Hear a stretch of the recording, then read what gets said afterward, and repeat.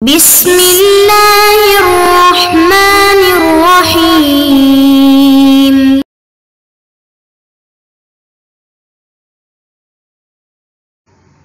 اعوذ باللہ من الشیطان الرجیم، بسم اللہ الرحمن الرحیم۔ عزیز طلباء کرام، السلام علیکم ورحمۃ اللہ وبرکاتہ۔ امید ہے آپ سب خیر و عافیت سے ہوں گے۔ جواہر البلاغہ حصہ دوم، سبق نمبر 15۔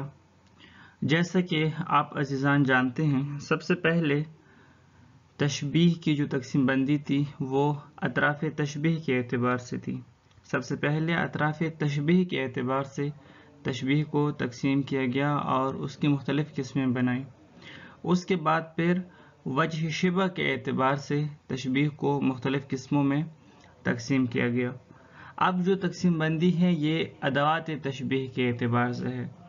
اس سبق میں ہم یہ پڑھیں گے کہ ادوات تشبیہ کے اعتبار سے تشبیہ کی کتنی اقسام بنتی ہیں اور کون کون سی قسمیں ہیں۔ ادوات تشبیہ کے اعتبار سے تشبیہ کی اقسام۔ ادوات تشبیہ کے اعتبار سے تشبیہ کی دو اقسام ہیں۔ ان میں سے پہلا ہے تشبیہ مرسل اور دوسرا ہے تشبیہ مؤکد۔ بہت ہی آسان ہے، ان میں کوئی مشکل بات ہے ہی نہیں۔ میں نے پہلے بھی آپ عزیزان کو بتایا تھا کہ تشبیہ کا جو بحث ہے وہ بہت ہی آسان ہے، اس میں سمجھنے کی اور بہت زیادہ غور و فکر کی ضرورت نہیں ہے، آسانی سے سمجھ آنے والی بحث ہے۔ لیکن یہ ہے کہ اس میں تقسیم بندیاں بہت زیادہ ہیں، لہٰذا تقسیم بندیاں جو ہے یہ آپس میں مخلوط نہ ہو۔ پہلا ہے ہمارے پاس تشبیہ مرسل۔ تشبیہ مرسل کا مطلب یہ ہے کہ جہاں پر ادوات تشبیہ کو لفظاً ذکر کیا گیا ہو۔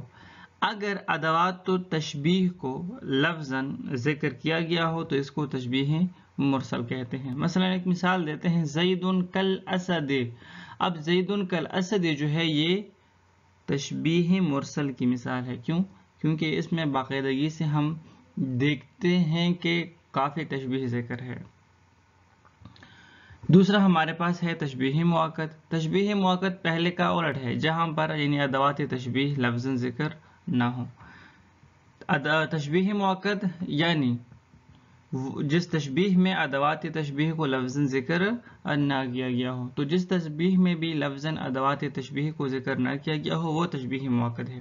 بنیاد تو یہی ہے کہ تشبیہ مؤکد وہی ہے کہ جس میں تشبیہ کو ادوات تشبیہ کو لفظاً ذکر نہ کیا گیا ہو۔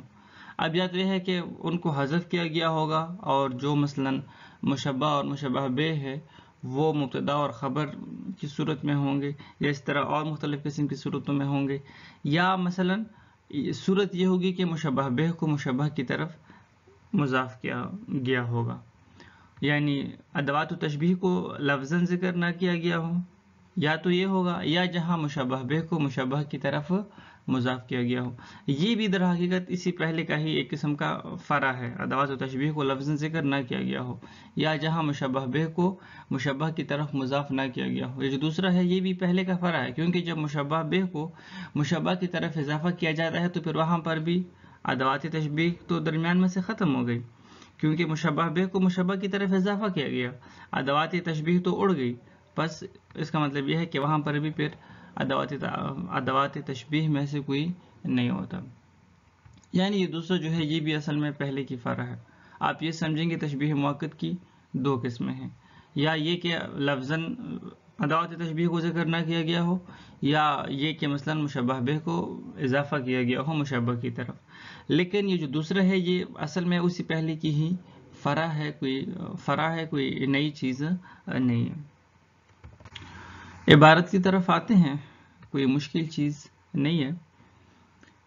المبحث الثالث فی تقسیم التشبیہ باعتبار عاداتہ۔ بحث سوم ادوات التشبیہ کے اعتبار سے تشبیہ کی جو تقسیم بندی ہے اس بارے میں ہے۔ ينقسم التشبیہ باعتبار عاداتہ الی تشبیہ المرسل والتشبیہ المؤکد۔ ادوات التشبیہ کے اعتبار سے تشبیہ کی دو قسمیں بنتی ہیں، ان میں سے پہلا ہے تشبیہ مرسل اور دوسرا ہے تشبیہ مؤکد. اب تشبیہ مرسل کیا ہے؟ تو فرماتے ہیں کہ التشبیہ المرسل وہو ما ذکرت فیہ العادات. تشبیہ مرسل وہ تشبیہ ہے کہ جس میں ادوات و تشبیہ ذکر ہوں.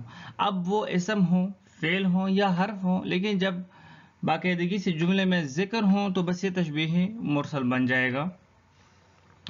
کا قول شاعر، جس طرح کے شاعر کا شعر بطور مثال لے کر آئے ہیں.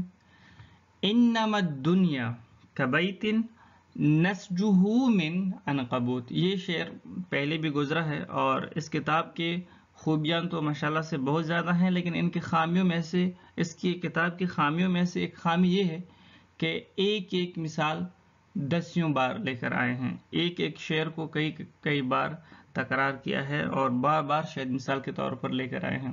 شاید مثال تو بنتا ہے، اس میں تو کوئی شک نہیں ہے، لیکن عرب میں، کلام عرب میں اشعار کم نہیں ہے، مثالیں کم نہیں ہے، لہٰذا ایک جگہ کوئی ایک مثال لے کر آتے، دوسری جگہ کوئی دوسری مثال لے کر آتے، اچھا لگتا. لیکن اس کتاب میں ایک ایک شعر کو، ایک ایک مثال کو کئی بار، چار پانچ بار بھی لے کر آئے ہیں. انما الدنیا کبیت نسجہ من عنقبوت. بے شک کہ دنیا مثل اس گھر کے ہے کہ جسے مکڑی کی جالے سے بنا گیا ہو. اب یہاں پر آپ دیکھیں، انما دنیا کبیت، بے شک کہ دنیا اس گھر کی طرح ہے جسے مکڑی کے جالے سے بنا گیا ہو. اب یہاں پر آپ دیکھیں کہ کاف حرف تشبیہ ہے اور باقاعدگی سے ذکر ہے، تو لہٰذا یہ تشبیہ مرسل کی مثال ہے. ادوات و تشبیہ کے اعتبار سے جو تشبیہ کی دوسری قسم ہے وہ ہے تشبیہ مؤکد. التشبیہ المؤکد وہو ما حذفت منہ عاداتہ. تشبیہ مؤکد یہ ہے کہ جہاں پر سے ادوات و تشبیہ کو حذف کیا گیا ہو. اگر کسی کلام میں، کسی جملے میں ایک چیز کو دوسری چیز کے ساتھ تشبیہ دی ہو لیکن ادوات و تشبیہ کو حذف کیا گیا ہو تو یہ بن جائے گا تشبیہ مؤکد. نحو سجع القمری، وہ گایا کبوتر کی طرح، یعنی جس طرح کی کبوتر گاتی ہے وہ اسی طرح گایا. تو اب یہاں پر سجع القمری، اب یہاں پر کافی تشبیہ جو ہے وہ نہیں ہے، ادوات تشبیہ میں سے باقی بھی کوئی نہیں ہے. تو یہ کیونکہ اس میں ادوات و تشبیہ میں سے کوئی نہیں ہے اس جملے میں، حالانکہ ہونا تو چاہیے تھا لیکن حذف کیا ہے متکلم نے، تو یہ تشبیہ مؤکد کی مثال ہے.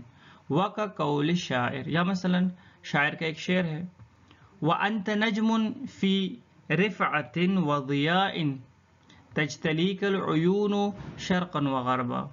تو رفعت و بلندی میں مثل ستارے کے ہے. وَأَنْتَ نَجْمٌ، اب یہاں پر دیکھیں وَأَنْتَ كَالنَّجْمِ نہیں کہا گیا، وَأَنْتَ نَجْمٌ کہا گیا، یعنی درمیان میں سے جو ادوات و تشبیہ ہے، حرف تشبیہ کاف کو ہٹا دیا گیا ہے، حذف کر دیا گیا ہے. تو رفعت و بلندی میں مثل ستارے کے ہیں، آنکھیں دیکھ کر ریزہ ریزہ ہو جاتی ہیں، مشرق میں بھی اور مغرب میں بھی. شرق و غرب جو ہے مثلا وہ آپ سے متاثر ہے.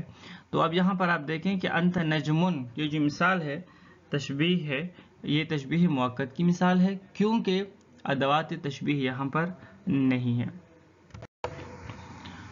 وَمِنَ الْمُؤَكَّدِ مَا أُضِيفَ فِيهِ الْمُشَبَّهُ بِهِ إِلَى الْمُشَبَّهُ. تشبیہ مؤکد میں سے یہ بھی ہے کہ جب مشبہ بہ کو مشبہ کی طرف اضافہ کیا جائے. اب جب مشبہ بہ کو مشبہ کی طرف اضافہ کیا جاتا ہے تو درمیان میں سے جو ادوات تشبیہ ہیں وہ ظاہر سی بات ہے کہ ہٹ جاتے ہیں، ختم ہو جاتے ہیں. لہٰذا اگر کہیں پر مشبہ بہ کو مشبہ کی طرف اضافہ کیا گیا ہو تو وہ بھی تشبیہ مؤکد ہی کا قسم ہے. قول الشاعر، جس طرح کے شاعر کا شعر ہے، والریح تعبث بالغصون وقد جرى ذهب الاصیل على لجین الماء. ہوا درختوں کی ٹہنیوں کے ساتھ کھیل رہی ہے جبکہ عصر کی زردی جو کہ سونے کی طرح ہے، جو کہ سونے کی طرح لگ رہی ہے، وہ وہ اس پانی پر جا رہی ہے کہ جو چاندی کی طرح لگ رہی ہے. یہ اب یہاں پر سورج کے غروب کا مثلاً ایک منظر جو ہے شاعر نے بیان کیا ہے.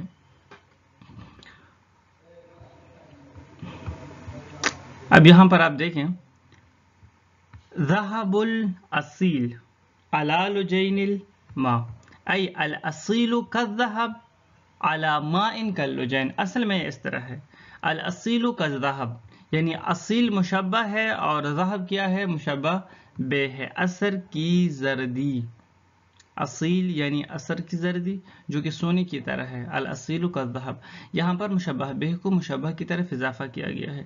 اسی طرح علی لجین الماء علی لجین الماء میں بھی کیا ہوا ہے ما لجین لجین جو ہے وہ ماء کی طرف اضافہ ہے یعنی اصل میں ہے الماء علی ماء کل لجین. ماء مشبہ ہے لجین مشبہ بہ ہے. تو اب یہاں پر کافی تشبیہ کی ضرورت نہیں ہے نہ الاصیل کا ذہب میں اور نہ ماء علی ماء کل لجین میں کیونکہ مشبہ بہ کو مشبہ کی طرف اضافہ کیا گیا ہے. والمؤکد اوجز و ابلغ. اب یہاں پر یہ جو تشبیہ مرسل اور تشبیہ مؤکد ہیں ان میں سے جو تشبیہ مؤکد ہے وہ اوجز بھی ہے مختصر بھی ہے بنسبت مرسل کی کیونکہ تشبیہ مرسل میں ادوات تشبیہ ذکر ہوتے ہیں جبکہ اس میں حذف ہوتے ہیں لہٰذا مختصر بھی ہیں اور بلیغ بھی ہے. زیادہ فصاحت و بلاغت اس میں پائی جاتی ہے تشبیہ مؤکد میں. کیوں؟ واشد وقعا فی النفس. ایک یہ کہ اوجز ہے ساتھ یہ کہ ابلغ ہے ساتھ یہ کہ اس کا اثر زیادہ ہوتا ہے. تشبیہ مرسل سے بھی تشبیہ مؤکد کا اثر زیادہ ہوتا ہے. نفس انسانی کو یہ زیادہ پسندیدہ ہے. اما انہ اوجز فلحذف عاداته. اوجز اس حوالے سے ہے مختصر اس حوالے سے ہے کہ تشبیہ مؤکد میں ادوات و تشبیہ کو حذف کیا جاتا ہے لہٰذا تشبیہ مرسل سے یہ مختصر ہے. ایک دفعہ آپ کہتے ہیں کہ انت کالشمس فی الضیاء ایک دفعہ آپ کہتے ہیں کہ انت شمس فی الضیاء تو لازم سی بات ہے مختصر ہے. وَأَنَّهُ أَبْلَغُ فَلِإِيهَامِهِ أَنَّ الْمُشَبَّهَ عَيْنُ الْمُشَبَّهِ بِهِ. اور بلیغ اس حوالے سے ہے فصیح و بلیغ اس حوالے سے ہے کہ یہ جو تشبیہ مؤکد ہے اس میں یعنی تشبیہ مرسل کی نسبت زیادہ مبالغہ پایا جاتا ہے اور زیادہ بلاغت پائی جاتی ہے کیونکہ تشبیہ مؤکد میں مشبہ کو بعینہ ہی مشبہ بہ کی طرف فرض کیا جاتا ہے. اب یعنی انت کے شمس میں پھر بھی ایک فاصلہ تو ہے اور آپ مثلا سورج کی طرح ہے. ایک دفعہ آپ کہتے ہیں کہ آپ سورج ہیں انت شمس فی الضیاء یعنی آپ سورج ہیں. آپ تشبیہ مؤکد ہے آپ سورج ہیں اور یہ تشبیہ مرسل ہے انت کالشمس آپ سورج کی طرح ہے. تو یہ جو تشبیہ مؤکد ہے اس میں زیادہ مبالغہ پایا جاتا ہے. اس میں مشبہ کو بعینہ ہی مشبہ بہ کی طرح قرار دیا جاتا ہے تو اس لیے یہ زیادہ ابلغ بھی ہے. ایک دفعہ ہم کہتے ہیں کہ علی کالاسد علی شیر کی طرح ہے. ایک دفعہ ہم کہتے ہیں علی اسد علی شیر ہے. علی اسد اللہ علی خدا کا شیر ہے. علی خدا کا شیر ہے. علی اسد اللہ. اب یہاں پر کیا ہے یہاں پر مبالغہ انتہا درجے پر ہے انتہا درجے کا مبالغہ پایا جاتا ہے. والسلام علیکم ورحمۃ اللہ وبرکاتہ.